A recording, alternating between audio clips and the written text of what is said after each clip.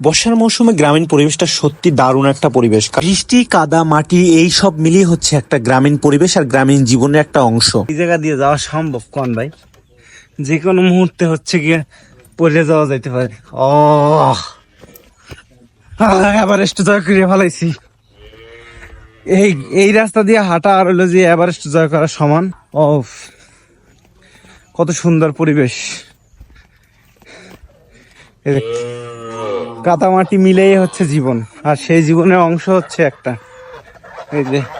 এই জায়গা দিয়ে বলছিলাম না, এই জায়গা দিয়ে আসা লাগেই আমি হচ্ছে ওই যে পিছনে রাস্তা, মানে এরকম আগামোড়া রাস্তা এরকমই, এর ভিতর থেকে মানুষ হচ্ছে প্রতিদিন বাচ্চারা স্কুলে যায়, প্রতিদিন মানুষ বাজারে বাজার করতে যায়।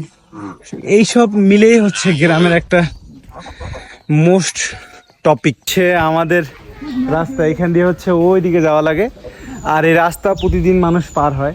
আমিও হচ্ছে এখন পার হওয়ার জন্য আসছিলাম, তবে আমার হচ্ছে এলাকার মানুষজন ভালো পায় বলে একটা বাড়ির উপর দিয়ে নিয়ে যাচ্ছে। আমি একটা বাড়ির উপর দিয়ে যাব, যদি অন্য কেউ যায় তাহলে কিন্তু মার খেবেন কনফার্ম, অন্য কেউ যায় না।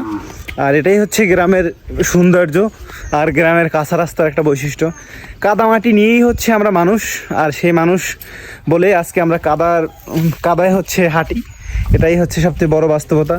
এই যে আমি এখন এই যে এইখান দিয়ে যাবো, তাহলে মানে এই জায়গা দিয়ে যাওয়া মানে এভারেস্ট জয় করা সমান।